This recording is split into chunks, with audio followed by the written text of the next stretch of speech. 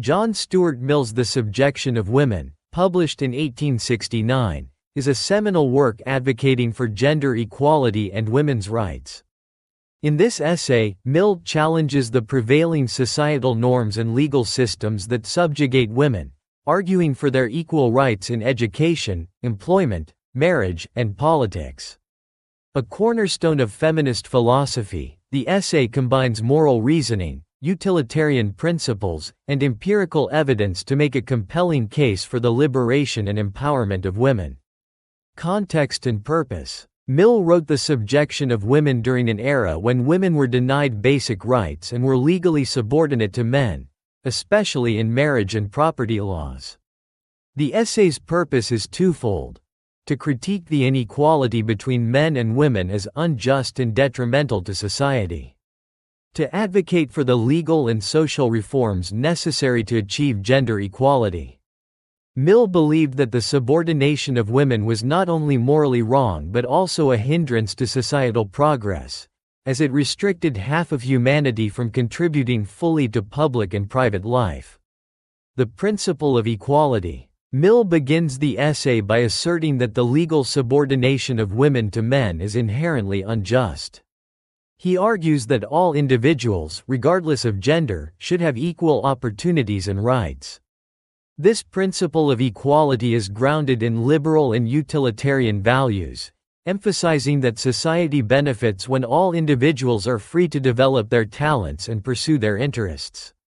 Mill compares the subjugation of women to slavery, noting that it is based on power and historical precedent rather than reason or justice. He challenges the notion that women's subordination is natural or divinely ordained, calling instead for a rational examination of gender relations. Challenging natural gender roles. One of Mill's central arguments is that the subordination of women is not a reflection of natural differences but rather the result of historical and social conditioning. He critiques the assumption that women are naturally inferior to men, particularly in intellect and character, and argues that such beliefs are based on prejudice rather than evidence. Mill emphasizes that the true capabilities of women cannot be known until they are given equal opportunities to develop their talents. He points out that women's perceived inferiority is a self-fulfilling prophecy. Societal constraints prevent them from achieving their potential, which is then used as justification for their continued oppression. Marriage and domestic inequality. Mill devotes significant attention to the institution of marriage, which he describes as a form of legal and social subjugation for women. Under the laws of his time, married women were considered the property of their husbands, with no rights to their own earnings, property, or even custody of their children. He critiques this unequal power dynamic, arguing that it fosters dependency and stifles the intellectual and emotional development of women.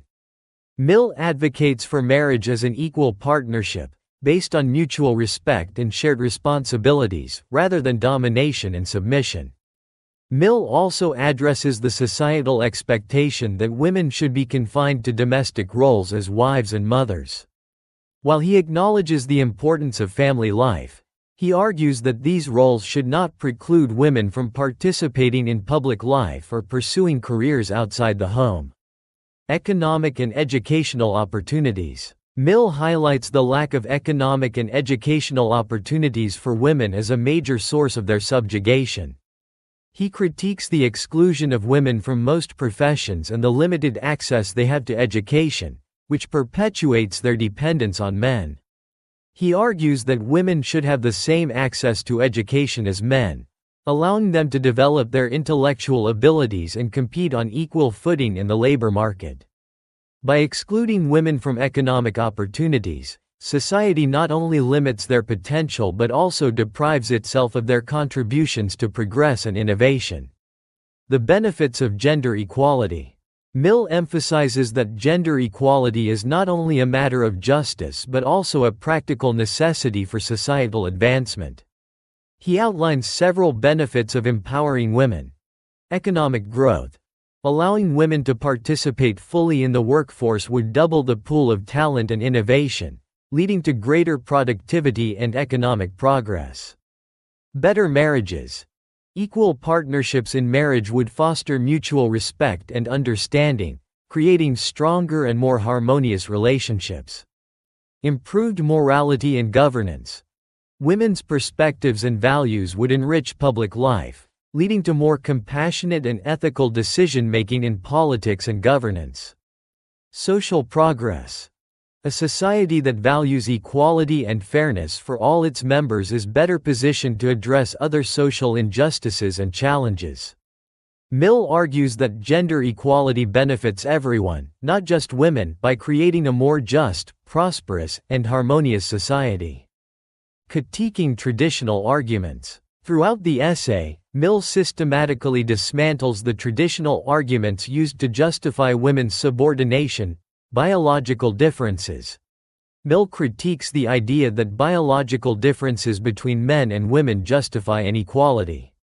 He argues that physical differences have no bearing on intellectual or moral capabilities and should not determine social roles.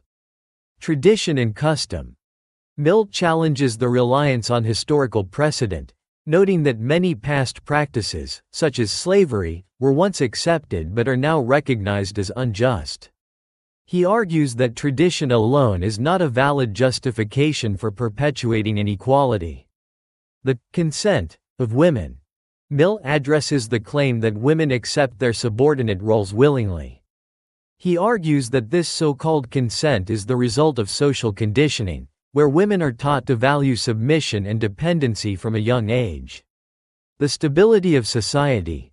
Critics of gender equality often claim that it would disrupt social order.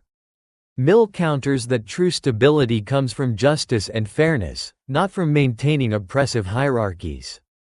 A call for reform. Mill concludes the essay with a call to action.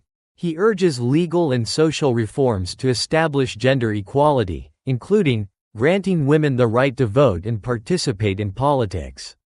Reforming marriage laws to ensure equal rights for husbands and wives. Expanding educational and professional opportunities for women. Challenging societal attitudes and stereotypes that perpetuate inequality. He emphasizes that these changes are not radical or utopian but necessary for justice and progress. Mill's vision is one of inclusion, where all individuals, regardless of gender, can contribute to the betterment of society. Themes in the subjection of women. Justice and equality. Mill argues that gender equality is a moral imperative and that the subordination of women is a violation of fundamental principles of justice. The role of social conditioning. The essay explores how societal norms and expectations shape individuals' behavior and perpetuate inequality. The potential of women. Mill emphasizes the untapped potential of women and the benefits of allowing them to participate fully in all aspects of life. Critique of tradition. The essay challenges the reliance on tradition as a justification for inequality, calling for rational and evidence-based reforms. Interdependence of society. Mill highlights how the well-being and progress of society depend on the inclusion and empowerment of all its members. Legacy and influence. The Subjection of Women was a groundbreaking work that influenced both the women's rights movement and liberal political thought. Although it was met with criticism and resistance during Mill's time, the essay provided a philosophical foundation for later feminist advocacy and legal reforms. Mill's arguments continue to resonate in contemporary discussions on gender equality, as many of the issues he addressed, such as unequal pay, access to education, and domestic labor divisions, remain relevant. The essay's combination of moral reasoning and practical arguments has made it a timeless contribution to the struggle for women's rights. Conclusion. John Stuart Mill's The Subjection of Women is a powerful and enduring critique of gender inequality. Through reasoned argument and passionate advocacy, Mill dismantles the justifications for women's subordination and calls for a society built on justice, fairness, and equality. The essay remains a foundational text in feminist philosophy, inspiring generations to continue the fight for gender equity and societal progress.